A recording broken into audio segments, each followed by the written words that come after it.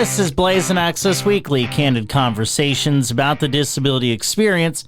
I'm Blaise Bryant.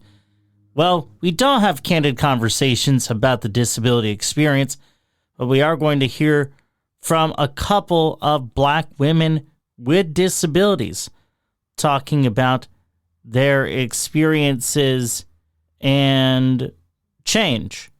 The first one we are going to hear from is from 2018. Anita Cameron, who is a good friend of mine. She is a Black disabled activist and disability justice warrior. She spoke at the Disability Intersectionality Summit in 2018. She talks about the activist group ADAPT, how she got involved with the movement, and how white-led it is and some of the work she's doing to make that change. I'm Anita Cameron, and I have been a member of ADAPT for 32 years now, almost going on 33. I have been involved in social justice and social change movements from the age of 16. And every movement that I got involved in, well, it just seemed like I was an outsider. I was either the only Black person, or I was the only disabled person, or both. I worked in women's issues. I worked with anti-apartheid issues. I worked with homeless folks. I worked with the LGBTQ community because I am a proud lesbian. And then I stumbled upon a disability rights group called ADAPT. ADAPT, all caps. And this group, many of the folks looked like me. I found a home, if you will. You see, because I was born in 1965, and I had this guilt feeling that I was born too late to participate in the civil rights movement. Too late. And so when I stumbled upon ADAPT, it felt to me like another civil rights movement. One of the founders, Wade Blank, had actually marched with Dr. King on Selma on Bloody Sunday. Other folks, had been either themselves marched with Dr. King or had been actively involved in the civil rights movement. And I thought, okay. As I got along in ADAPT, because disability rights were so important.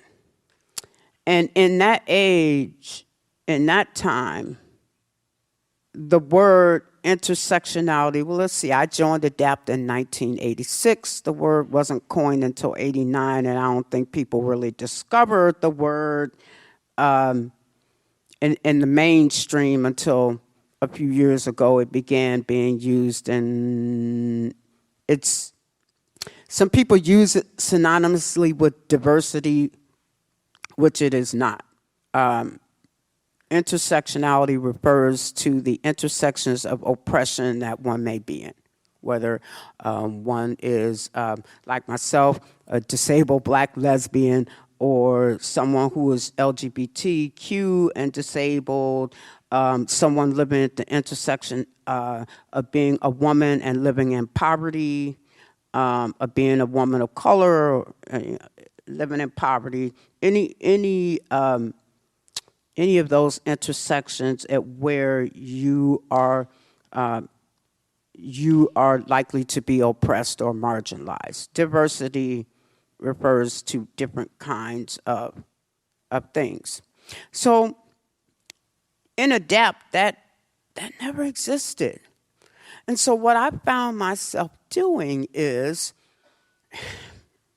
I kind of sort of not forgot, but put aside the fact that I was Black and dealt with things from a disability perspective, that it was all about the disability perspective.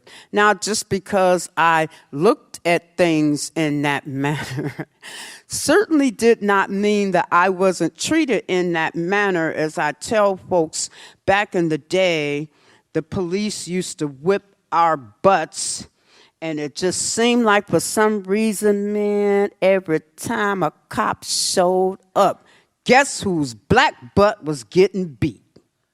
Hello.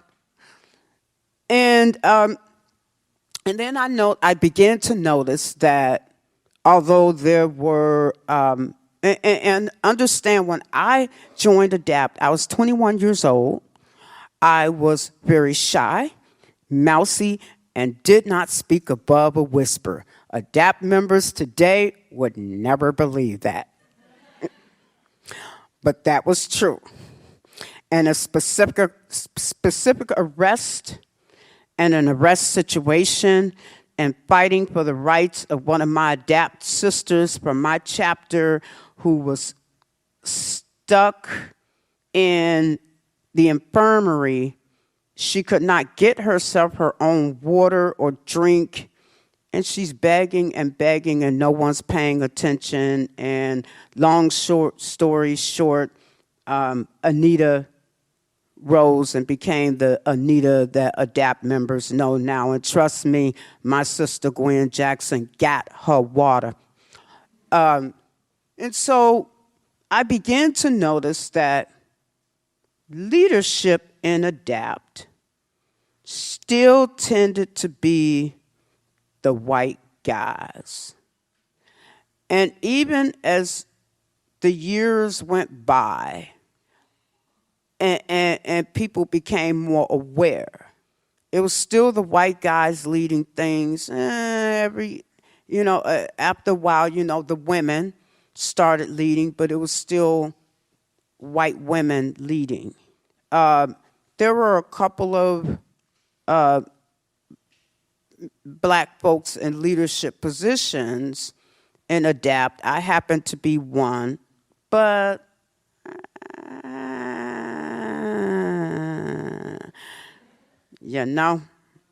okay, tokenization, yeah. So, back in those days. So fast forward, things are ADAPT has gone from understand when I joined ADAPT, I think there was like 40 of us on the national action, and we were ragtag militants.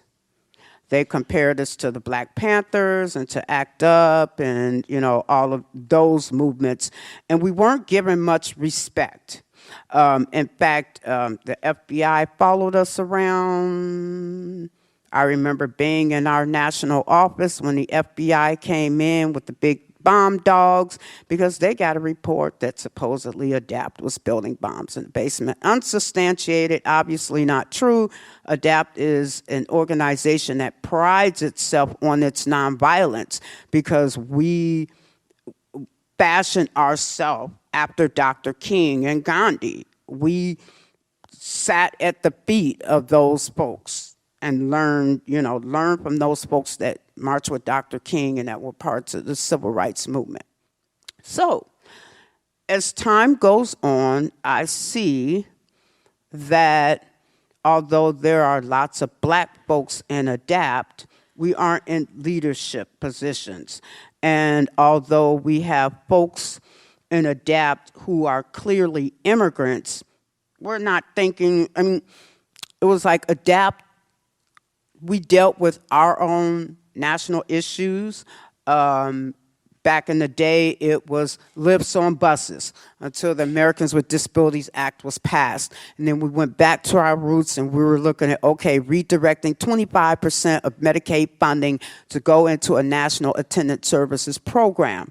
I was actually involved in writing the first piece of legislation, turned out to be HR 2020.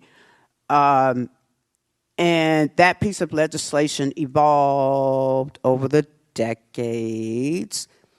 But once again, I'm saying, our stories are being whitewashed.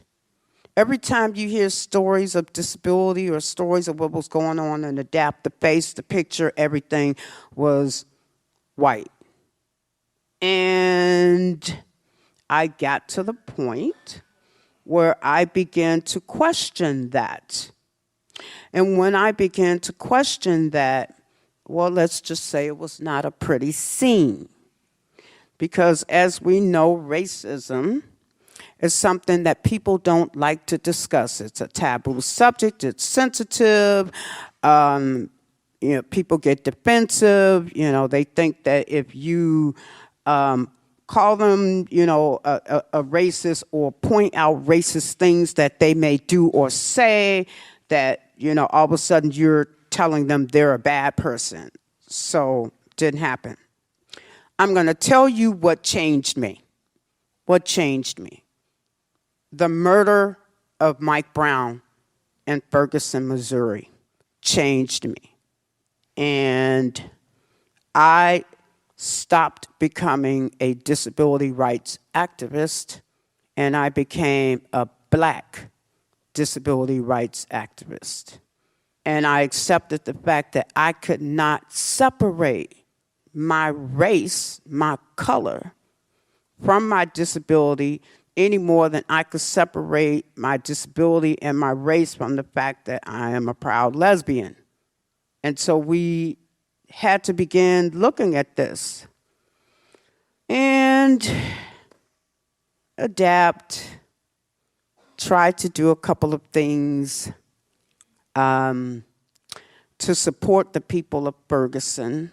But unfortunately, it came out centering white disabled people who were victimized and brutalized by police. And while that is an extremely important thing that has to be talked about, you really don't want to derail a conversation on the shooting of Black folks, often innocent, unarmed Black folks, and then try to center yourself and derail. And so it really led me to really, really push about intersectionality, to push. And as you know, as you're trying new things, okay, you get pushback. People get angry with you. I figured I was onto something right, because what do they usually say? If you're out there doing activism and all, and people aren't angry with you, you're not doing something right.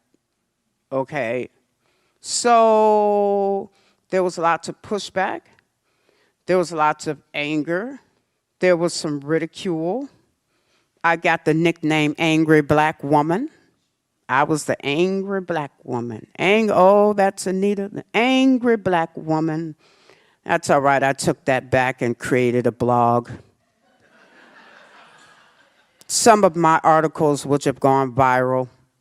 So it was like, okay, I own that. I'm an angry Black woman. And finally, in this past year, after I pushed at leadership and adapt, and made an impassioned speech at our strategy meeting and said, I am willing to chair this and grab a couple of co-chairs because we really need to work on issues of intersectionality. We are too insular. It's that the larger disability community is looking at us, okay?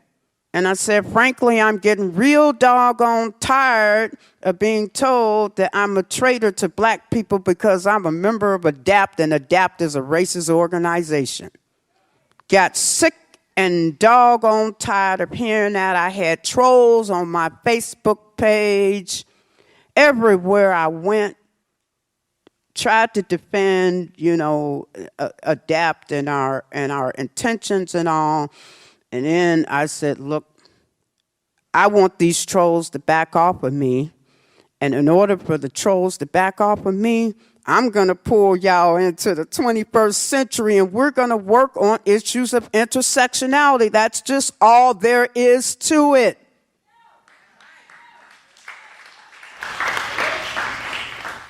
We're going to work on looking at addressing and dismantling structural racism within ADAPT. We're going to look at the biases that goes on, within ADAPT, whether it's leadership choosing or whether it's who gets in front of the cameras or whatever. We're going to look at that. We're going to look for leaders who are people of color, because those folks are the heir apparents to the leadership of ADAPT. And it is about time to change the face of ADAPT. Anita Cameron at the Disability Intersectionality Summit from 2018. And Anita is 1,000% correct that, unfortunately, the disability rights movement is still very white male dominantly led. And it's more important than ever, especially when you factor in what's happening federally, that we diversify our movement and make it a truly diverse in terms of both disability and race movement.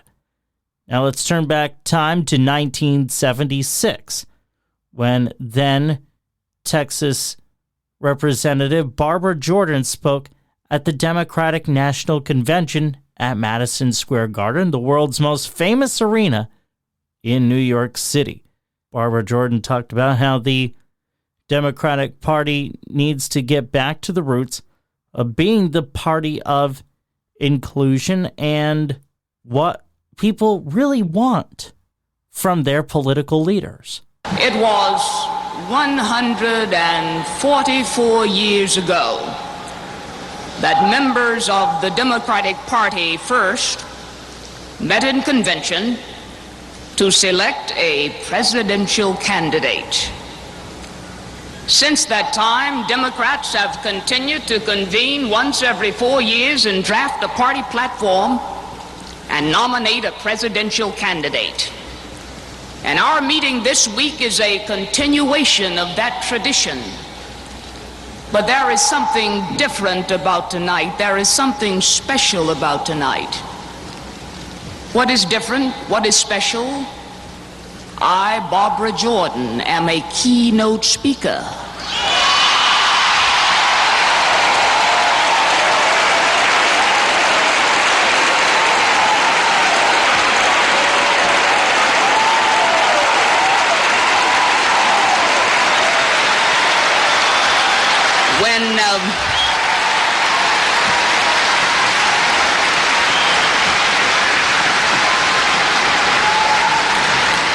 A lot of years passed since 1832, and during that time it would have been most unusual for any national political party to ask a Barbara Jordan to deliver a keynote address. But tonight, here I am. And I feel that notwithstanding the past, that my presence here is one additional bit of evidence that the American dream need not forever be deferred.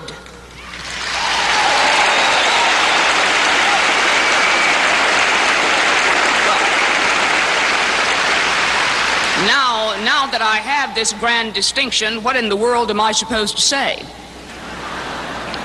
I could easily spend this time praising the accomplishments of this party and attacking the Republicans, but I don't choose to do that.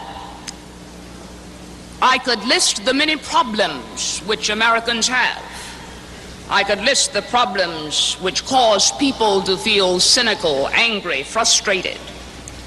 Problems which include lack of integrity in government, the feeling that the individual no longer counts, the reality of material and spiritual poverty, the feeling that the grand American experiment is failing, or has failed.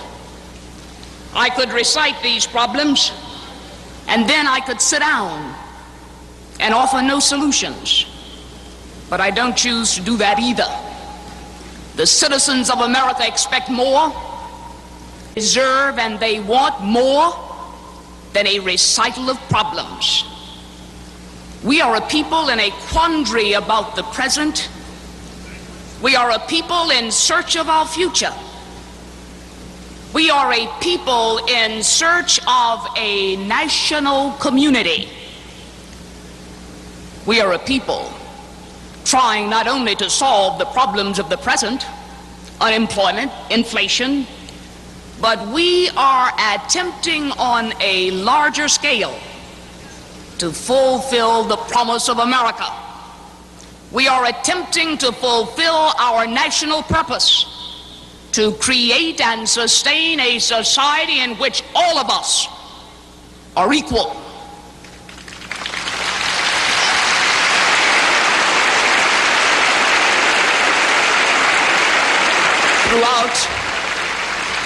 Throughout our history, when people have looked for new ways to solve their problems and to uphold the principles of this nation, many times they have turned to political parties.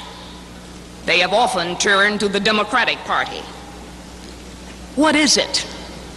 What is it about the Democratic Party that makes it the instrument the people use when they search for ways to shape their future? Well, I believe the answer to that question lies in our concept of governing. Our concept of governing is derived from our view of people. It is a concept deeply rooted in a set of beliefs firmly etched in the national conscience of all of us. Now, what are these beliefs? First, we believe in equality for all and privileges for none.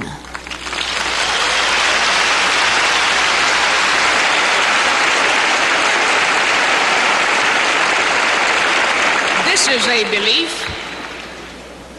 is a belief that each American, regardless of background, has equal standing in the public forum, all of us.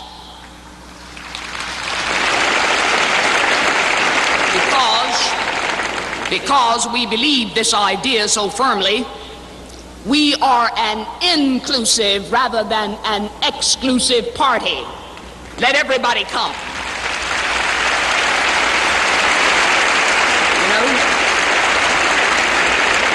I think it no accident that most of those immigrating to America in the 19th century identified with the Democratic Party.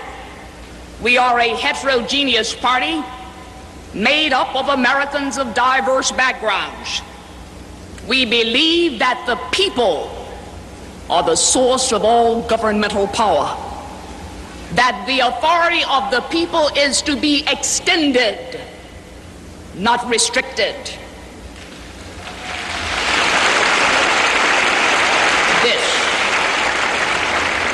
This can be accomplished only by providing each citizen with every opportunity to participate in the management of the government. They must have that. We believe that the government, which represents the authority of all the people, not just one interest group, but all the people, has an obligation to actively, underscore actively, seek to remove those obstacles which would block individual achievement, obstacles emanating from race, sex, economic condition. The government must remove them, seek to remove them. We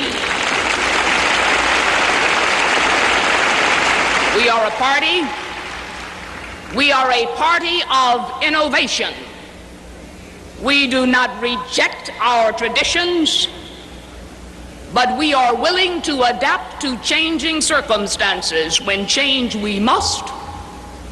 We are willing to suffer the discomfort of change in order to achieve a better future. We have a positive vision of the future founded on the belief that the gap between the promise and reality of America can one day be finally closed. We believe that.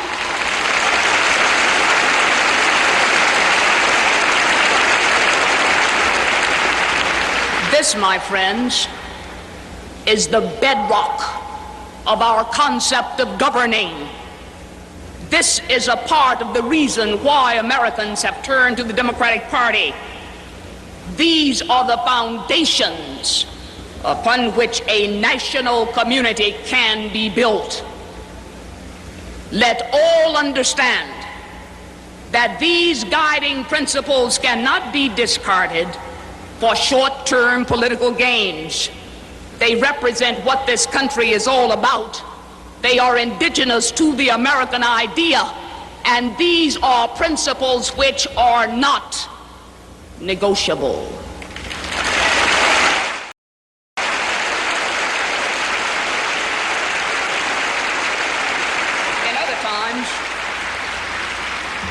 In other times, I could stand here and give this kind of exposition on the beliefs of the Democratic Party, and that would be enough.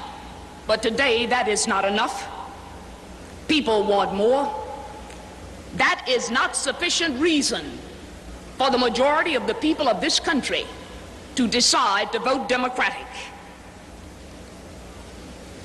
We have made mistakes. We realize that. We admit our mistakes. In our haste to do all things for all people, we did not foresee the full consequences of our actions. And when the people raised their voices, we didn't hear. But our deafness was only a temporary condition and not an irreversible condition.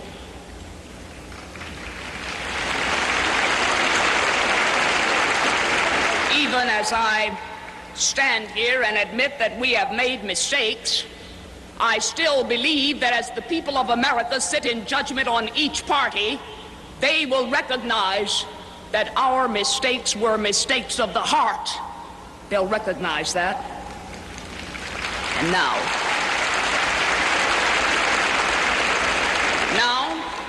we must look to the future. Let us heed the voice of the people and recognize their common sense.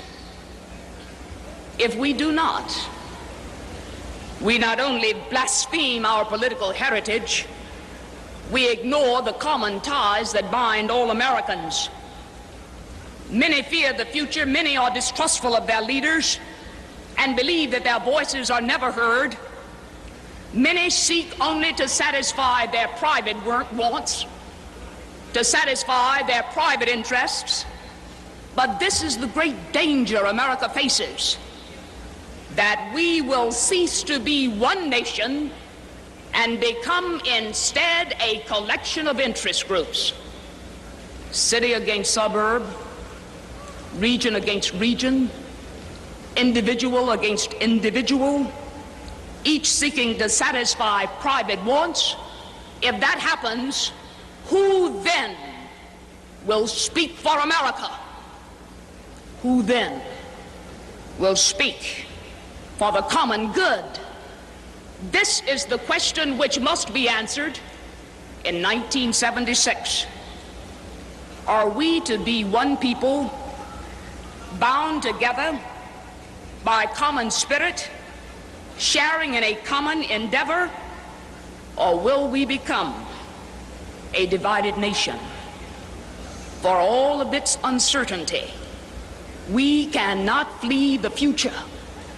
We must not become the new Puritans and reject our society. We must address and master the future together. It can be done if we restore the belief that we share a sense of national community, that we share a common national endeavor, it can be done.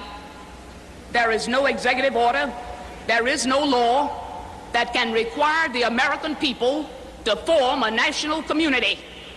This we must do as individuals. And if we do it as individuals, there is no president of the United States who can veto that decision.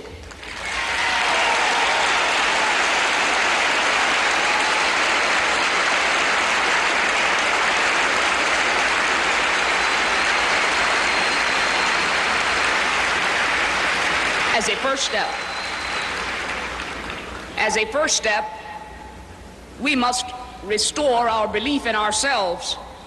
We are a generous people, so why can't we be generous with each other?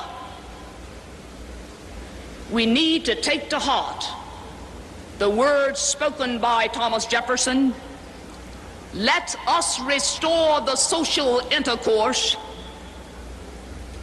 Let us restore to social intercourse that harmony and that affection without which liberty and even life are but dreary things. A nation is formed by the willingness of each of us to share in the responsibility for upholding the common good.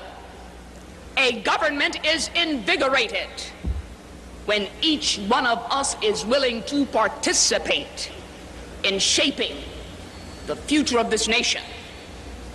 In this election year, we must define the common good and begin again to shape a common future. Let each person do his or her part. If one citizen is unwilling to participate, all of us are going to suffer. For the American idea, though it is shared by all of us, is realized in each one of us.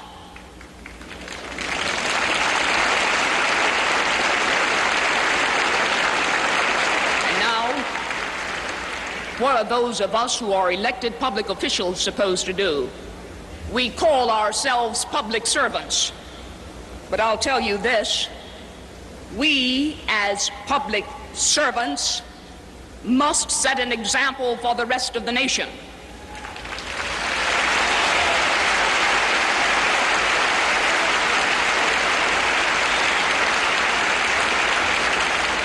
It is hypocritical for the public official to admonish and exhort the people to uphold the common good if we are derelict in upholding the common good.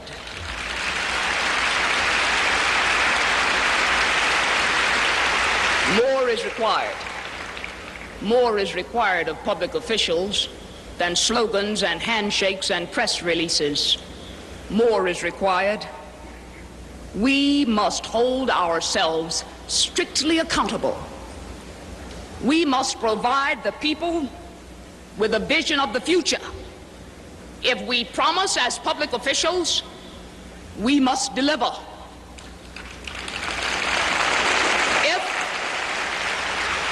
If we as public officials propose, we must produce.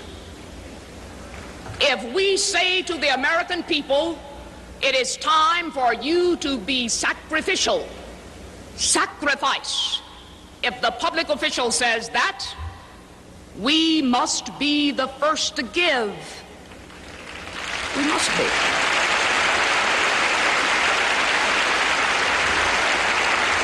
And again, if we make mistakes, we must be willing to admit them. We have to do that. Barbara Jordan from the Democratic National Convention in 1976 at Madison Square Garden in New York City. I felt it was so important to play this as it's nearly 49 years old because it's very similar to some of the themes that we're talking about today regarding the party of inclusion and what the people need from their leaders to actually do the political people who represent them, the politicians. That's the word I was looking for. And Barbara Jordan, if you do not know, she developed multiple sclerosis in 1973. Actually, it was during her first year of Congress. She unfortunately died from complications in January of 1996 at 59 years old. So that's a quick throwback to two black women advocating for change as we wrap up Black History Month. Let me know what you think on Facebook at Blaisin Shows. That's BLAISIN Shows. Make sure you rate, review, subscribe, and share the Blaisin Access podcast. That helps it grow. Transcripts are AI generated and are not perfect, but they will give you a baseline sense as to what I'm talking about here on the show. I'll be back with you next week with another Blaisin Access Weekly, candid conversations about the disability experience. And tomorrow, I'll have a Flash Friday for you. I'm Blaise Bryant. Thank you for listening to the Blaisin Access Weekly, candid conversations about the disability experience. Have a great day.